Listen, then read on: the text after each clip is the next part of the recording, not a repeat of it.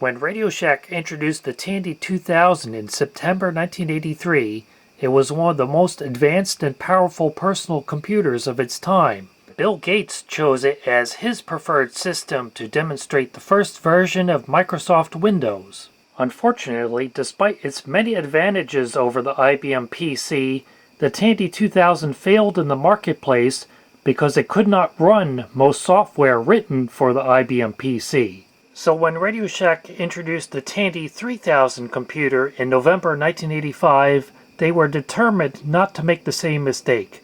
This time it was fully compatible with both IBM hardware and software. But yet the Tandy 3000 did carry over one feature from the unsuccessful Tandy 2000, the monitors. You could purchase it either with this Tandy CM1 color monitor or the Tandy VM1 monochrome monitor, the same two models of monitors they sold for the Tandy 2000. And I can think of several reasons why they did that. One is that these monitors were still better than what most IBM PCs and clones had at the time.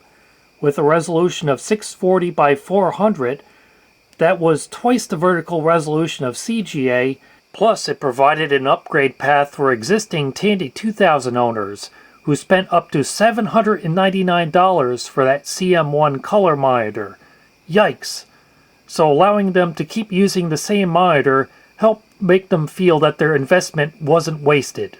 Plus, more realistically, due to the Tandy 2000 being a flop, Radio Shack stores probably had a lot of unsold inventory of those monitors. So by bundling them with the attractive new, fully IBM-compatible Tandy 3000, it was a smart way to help sell them. But regardless of the reasons, those monitors carried over from the Tandy 2000 only ended up being a stopgap solution. By 1987, Tandy was selling the 3000 with bog standard MDA, CGA, and EGA monitors. But while they lasted, those two monitors that were carried over from the Tandy 2000 required special graphics cards because due to their higher resolution, they operated at a higher scan rate than any of the aforementioned alphabet soup of IBM graphics standards. And Tandy had two of them, the Deluxe Text Display Adapter, which as its name suggests was text only, and the Deluxe Graphics Display Adapter, which supported 640 by 400 graphics. And for the sake of brevity, from now on I'll refer to them as the DTDA and DGDA respectively. The DGDA was actually a rebranded version of the SuperRes 400 card manufactured by STB Systems, which stood for Simply the Best. As this article explains, it allows IBM PC users to display high-resolution monochrome text on color monitors. It emulates the IBM Color Graphics Adapter to allow all software to run on a single display monitor. It works with color monitors with horizontal scan rates of 25 kHz and 640 by 400 resolution. And in addition to those two Tandy monitors, they've mentioned several other monitors it works with, one by Mitsubishi and another by a company called Dyneer, which I've never heard of. And other companies also had graphics cards at the time which supported that 640 by 400 resolution and 25 kHz scan frequency, such as this one by Taxan, and they show actual unretouched photographs to demonstrate how much better the text quality is than IBM CGA. So it would be really interesting if I had the DGDA, or one of its equivalents, so we can see what that high-resolution 640 by 400 graphics looks like. But I don't. Instead, I have the DTDA, which is text only. But here's the interesting thing. You might think this just emulates the IBM MDA and is monochrome only, but it's not. This is actually color. It's the only color, text-only, IBM-compatible display adapter that I know to ever exist. I don't know why someone would spend almost $600 on a color monitor in 1985 and then only use it to display text. Because if you didn't need graphics, then you almost certainly also didn't need color and would have been satisfied with the much less expensive monochrome monitor, which cost less than $100. But nonetheless, it was a supported configuration because here in the documentation it says the DTDA can also be used with the Tandy CM1 RGB monitor. This combination provides you with a high-quality 80 by 25 color text display in conjunction with your existing software. And the pinout for its 9-pin monitor connector shows both monochrome output on pin 7 and red, green, and blue outputs on pins 3, 4, and 5 respectively. And despite it being such an obscure and short-lived card, there are actually two different revisions of the DTDA. This is the original one from 1985, and this is the B revision from 1986. And apparently, even though I've never been able to find one, there was also a C revision of the card. However, notice the name has been changed to the Deluxe Monochrome Text Adapter. That's because this is merely an IBM MDA clone, and there's no longer anything special about it. Taking a closer look at the DTDA, it has a 6845 display controller chip, a very common chip used by all of the early IBM-compatible display adapters, an EEPROM with a sticker covering the window, a character generator ROM, copyrighted by STB, so this was made by the same company as the DGDA, two 2 kilobyte static RAM chips, so that's only 4 kilobytes of memory on this card. Definitely not enough for any kind of graphics. And then two smaller chips, VidMem, which stands for video memory, and TDY-IO. I assume that stands for Tandy Input Output. And then the only other thing of note on the front side of the card, besides a plethora of 74 LS series logic chips, is a 22.2854 MHz crystal. But on the back of the card is what has to be the thickest bodge wire I've ever seen on a computer expansion card. Wow! So maybe that's why they released a redesign of the card to fix that obvious mistake. Other things of note on the B revision of the DTDA is that the character generator has been updated to version 2.0 from 1.1 on the first version. And likewise, the EEPROM is now revision 2.0, and it says TANTRAN on it. But curiously, the crystal has been changed to 14.31818 MHz. So I wonder if this puts out a different resolution than the first version. Unfortunately, I don't actually have any Tandy computers that I can use the DTDA in because it is not compatible with the Tandy 1000 series. I don't know why you'd want to downgrade a machine with such beautiful graphics to a text-only display anyway. So instead, I'll use my little NCR 286. It should work fine in this computer. The NCR does have built-in VGA graphics, but that can be disabled by setting a dip switch on the motherboard. And likewise, I don't have one of those original Tandy monitors it was designed to work with.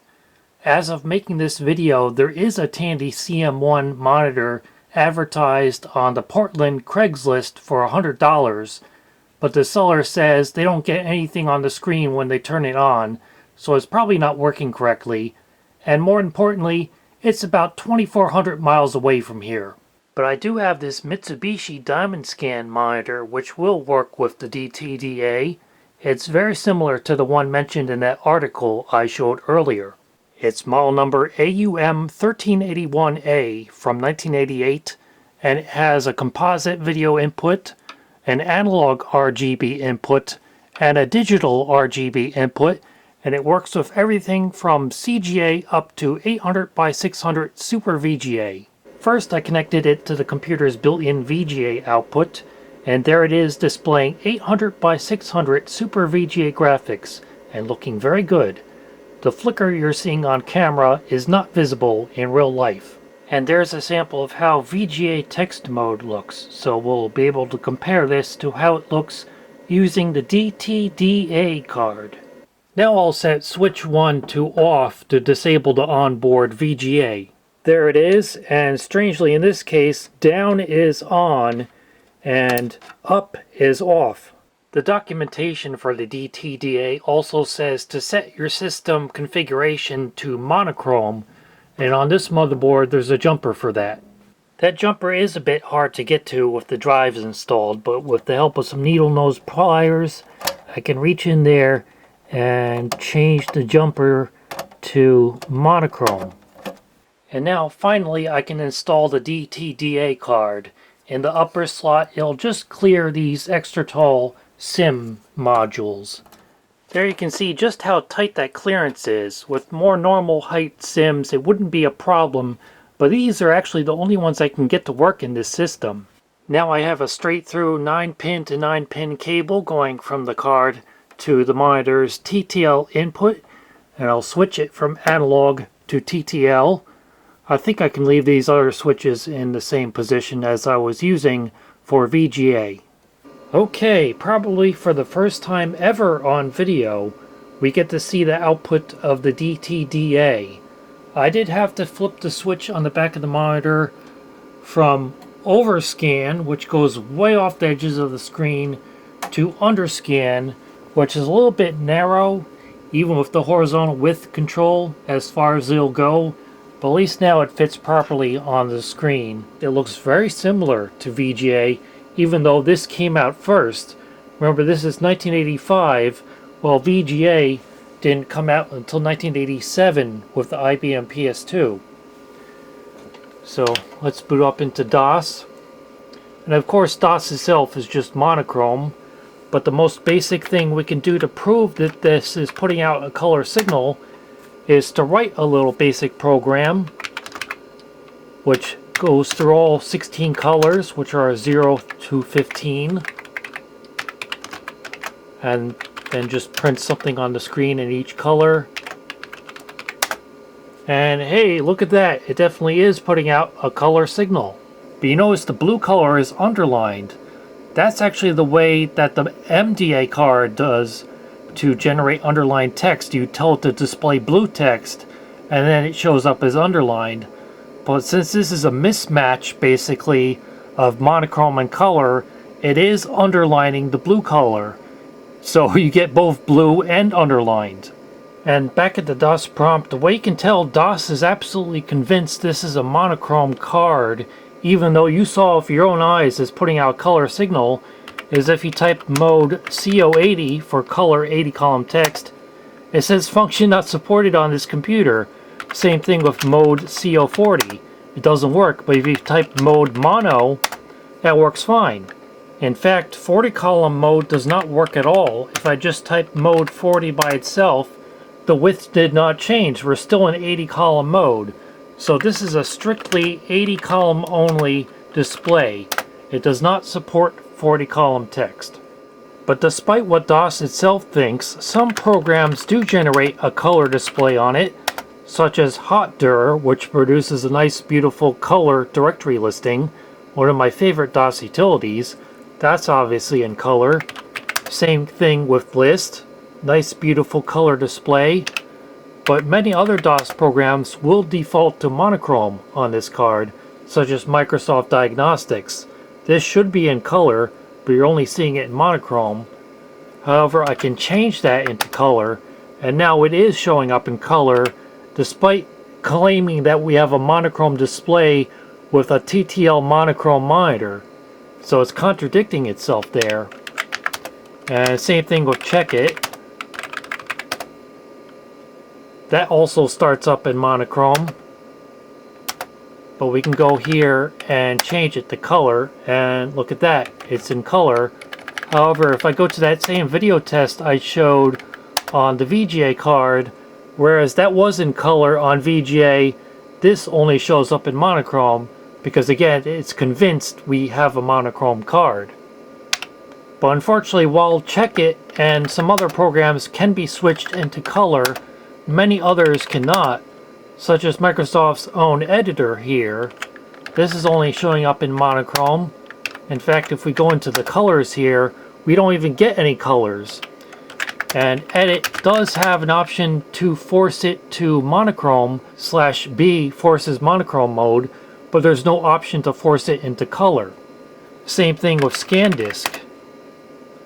This should have a blue background, but it's only showing up in monochrome.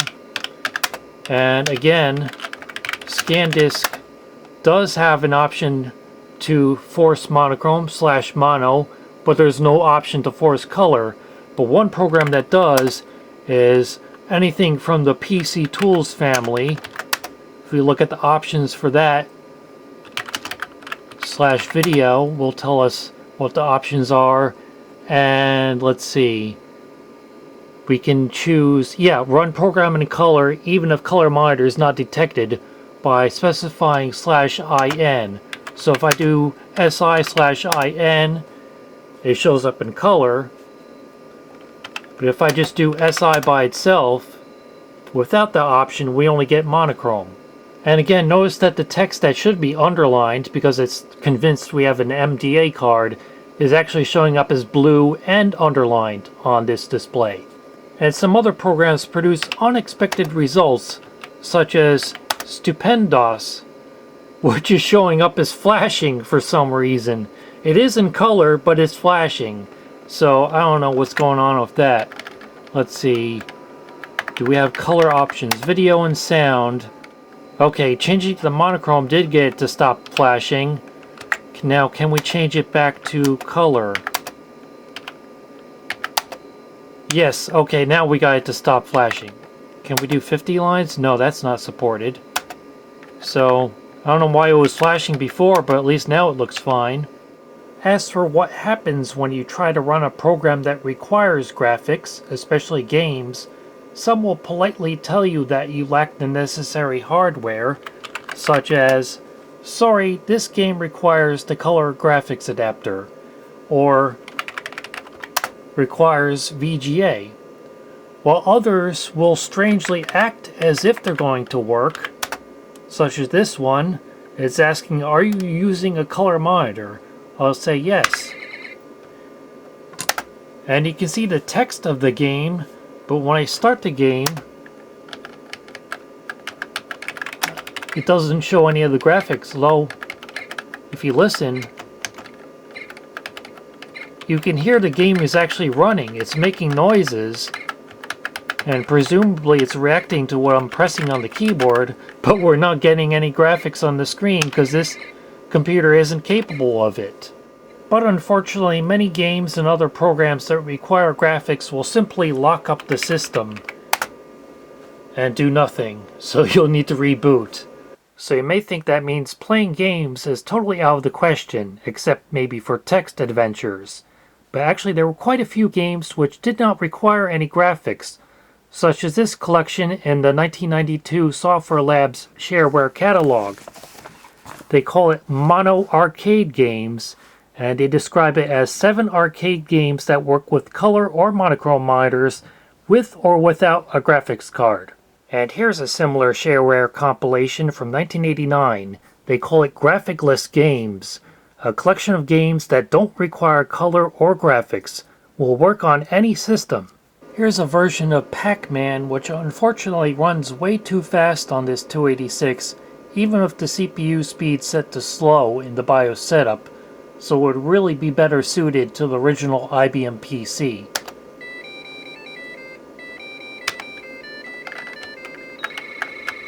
You can see things are just shooting across the screen. But it would be a very nice version of Pac-Man if I played it on a slower computer.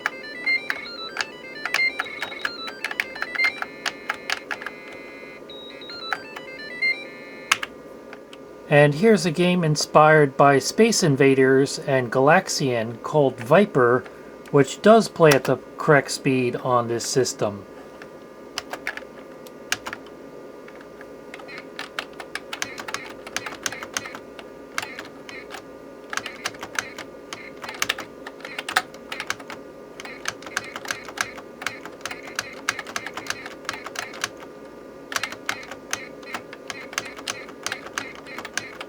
So the graphics, if you can call them that, which are generated purely by text characters, are actually pretty convincing.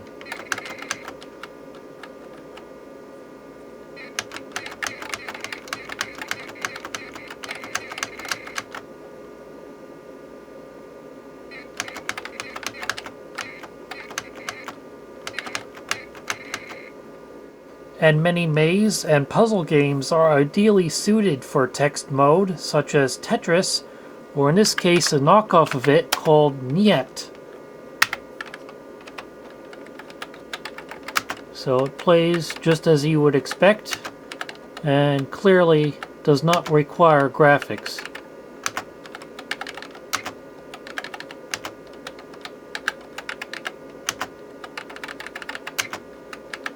Basically anything based on a rather coarse grid can run perfectly fine in text mode. And as for using one of these cards or something more modern and common than a Mitsubishi Diamond Scan, a NEC Multisync, or a similar high-end CRT monitor from the mid to late 1980s, you can get one of these 9-pin to 15-pin video cables, which will let you plug it into any monitor or TV with a VGA input. But just because the plug fits does not necessarily mean it's going to work. Because like I said, it's putting out a different scan rate than any of the IBM graphics standards. So most monitors and TVs will just give you an error message saying that the input signal is out of range and won't display anything. And even on one of the few LCD monitors which does accept the signal, a NEC Multisync LCD 1550M, you're not going to see all of the colors because the card is putting out a digital signal while VGA is analog. So you're only going to see 8 out of the 16 possible colors. As you can see by this test, there won't be any visible difference between the normal and bright colors. And likewise, even though the plug fits, you can't use a CGA monitor either due to the aforementioned difference in scan rate. All you get is a garbled image. And on an MDA monitor, I don't see anything at all. Now let's try out the smaller B revision of the DTDA card, which according to all of Tandy's documentation should be functionally identical to the first version. But like I said, due to the different frequency of this crystal, I have my doubts. Right away you can tell that despite what Tandy claimed, something about the B revision of the DTDA card definitely has changed. The text is now showing up as amber on this monitor, and the image is flickering quite badly on the camera. Let's deal with the flickering first. It turns out that flickering was because this version of the card is putting out a 50 Hz refresh rate instead of 60 Hz, so I switched over to my PAL camcorder to fix that. Yes, I really did buy a PAL version of the Canon camcorder I normally use, just for the sake of recording the image of CRTs operating at a 50 Hz refresh rate without visible flicker on camera. And the yellowish-orange color of the text is because this Mitsubishi monitor thinks the card is putting out an MDA signal, so it went into its monochrome emulation mode, where it simulates the look of a monochrome CRT with amber phosphor. So could this card really be what the C revision of the card is, and that is just an IBM MDA clone? Let's try to find out. The obvious thing to do is to switch to an actual MDA monitor, like this little brother, and look at that, we get a perfect image on it with actual amber phosphor. But before I close the book on this card and say that despite what Tandy claims, it's just an MDA clone, there's one more thing I want to try. I switched back over to the NEC Multisync LCD monitor, and as you can see, this card actually is putting out a color signal, but it's now at the same frequency and refresh rate as MDA, which was confusing that Mitsubishi monitor. You can see the monitor's information display shows a frequency of 18.2 kHz and a refresh rate of 49.3 Hz, basically 50 Hz, the same as MDA. It turns out that despite what it says on the circuit board, this is actually the C revision of the DTDA card, because it's kind of hard to read, but it has a production date of February 1987, and by then Radio Shack was no longer selling those monitors they carried over from the Tandy 2000. So they modified this card to use it with an MDA monitor, which by then were very common and inexpensive. And they didn't have to do much because according to the Tandy Notes and Jumpers manual, These boards are identical except for the crystal at location U41. The Revision B board works with the CM1 and VM1. Those were those old monitors from the Tandy 2000, and has a 22.285 MHz crystal. And the C Revision board works with the VM5, which is an MDA monitor, and has a 14.318 MHz crystal, which is what this card has right there, despite claiming to be a B revision. So if all they needed to change was the crystal and maybe the programming of the EEPROM chip, then they would not need to change the circuit board. So they didn't bother changing the silk screening. So that's why it still says B, even though this is a C revision card.